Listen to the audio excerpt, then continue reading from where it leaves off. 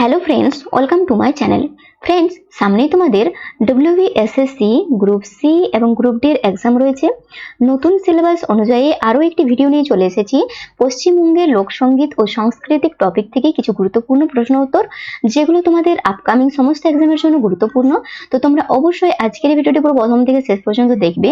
তার আগে একটি ছোট রিকোয়েস্ট, তোমরা যারা এই চ্যানেলে নতুন অবশ্যই চ্যানেলটি সাবস্ক্রাইব করে রাখবে।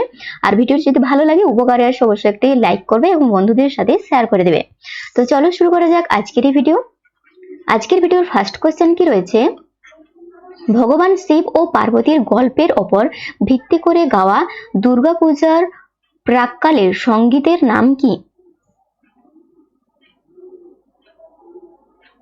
এই প্রশ্নের সঠিক উত্তর কি হবে? চারটে অপশনের মধ্যে সঠিক উত্তর হয়ে যাবে অপশন বি, আগমনী গান।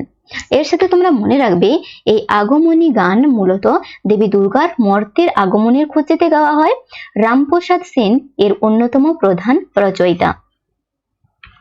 পরের প্রশ্ন কি রয়েছে, 2 নম্বর প্রশ্ন, ইউনেস্কো কত সালে বাউল গানকে ইনট্যাঞ্জিবল কালচার হেরিটেজ হিসেবে স্বীকৃতি দেয়? এই প্রশ্নের সঠিক উত্তর হয়ে যাবে অপশন সি, 2005 সালে। এর সাথে সাথে তোমরা আরো কিছু পয়েন্ট নোট করবে, যেমন বাউল গান হিন্দু ভক্তি আন্দোলন এবং সুফি আন্দোলনের মিশ্রণে তৈরি একটা অনন্য সঙ্গীত ধারা।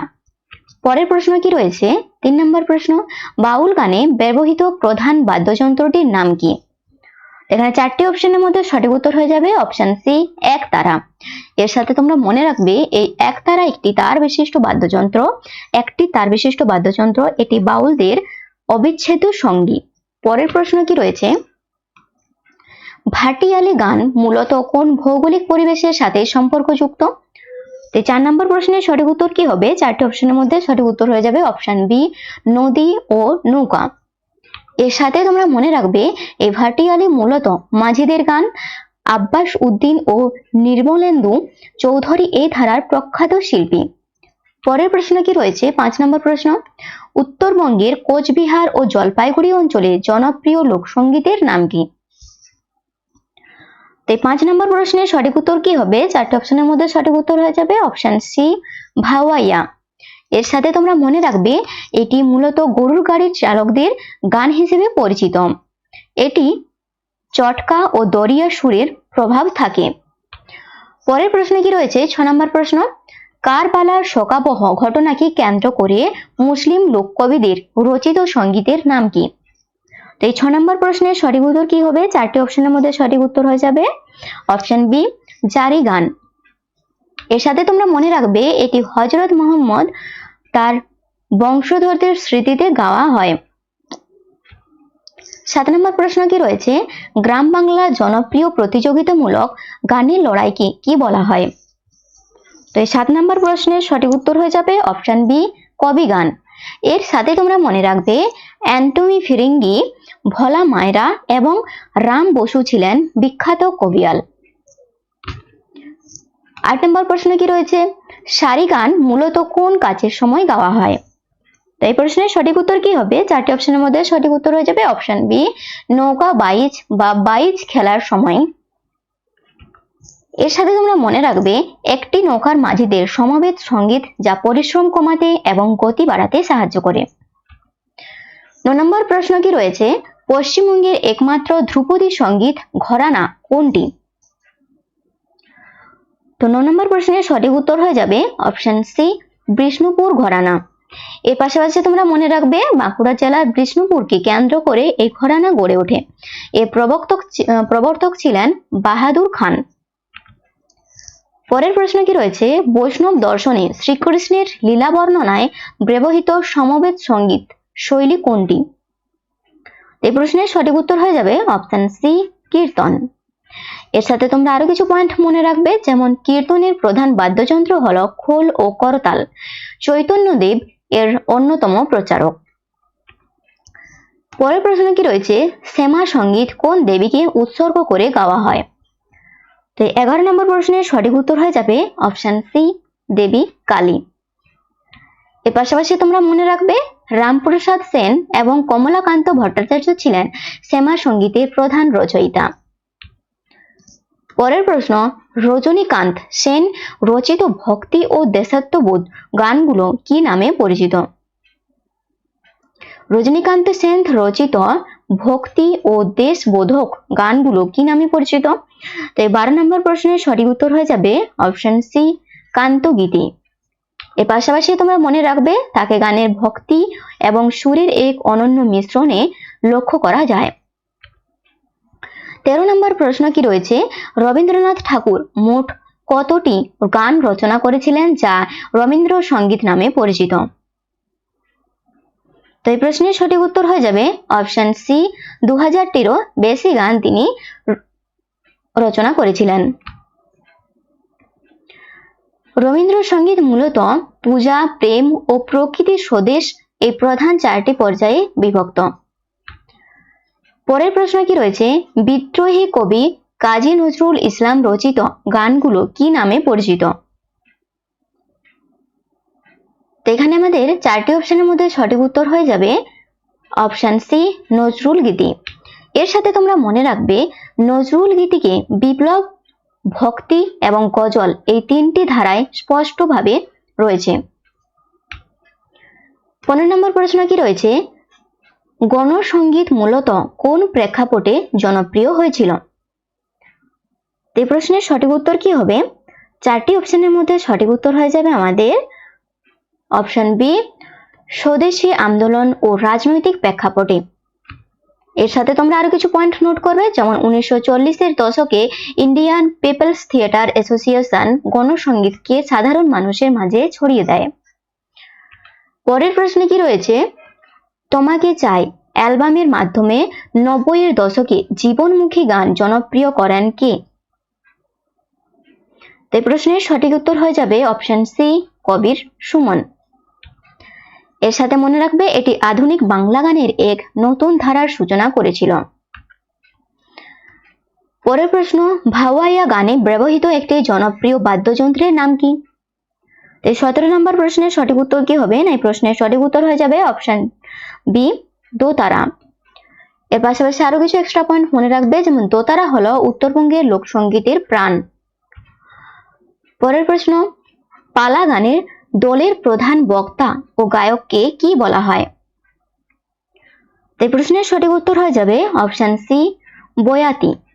এর সাথে তোমরা মনে রাখবে এই বয়াতির সাথে সাধারণত একদল সহকারী বা দোহার থাকে। 19 নম্বর প্রশ্ন কি রয়েছে, বিষ্ণুপুর ঘরানার প্রতিষ্ঠাতা বাহাদুর খান কোন মহান সঙ্গীতজ্ঞের বংশধর ছিলেন? এই প্রশ্নের সঠিক উত্তর হয়ে যাবে অপশন এ, মিয়া তানসেন। তোমরা মনে রাখবে তিনি তানসেনের বংশধর ছিলেন এবং বিষ্ণুপুরকে উচ্চাঙ্গ সঙ্গীতের পীঠস্থানে পরিণত করেন। 20 নম্বর প্রশ্ন কি রয়েছে, অতুল প্রসাদী গানের প্রবর্তক কে? এই প্রশ্নের সঠিক উত্তর হয়ে যাবে অপশন বি, অতুল প্রসাদ সেন। তার গানে ঠুমরি এবং লোকসুর ও কীর্তনের এক সুন্দর সমন্বয় দেখা যায়। 21 নম্বর প্রশ্ন কি রয়েছে, খোল ও করতাল প্রধানত কোন সঙ্গীত শৈলীর অপরিহার্য বাদ্যযন্ত্র?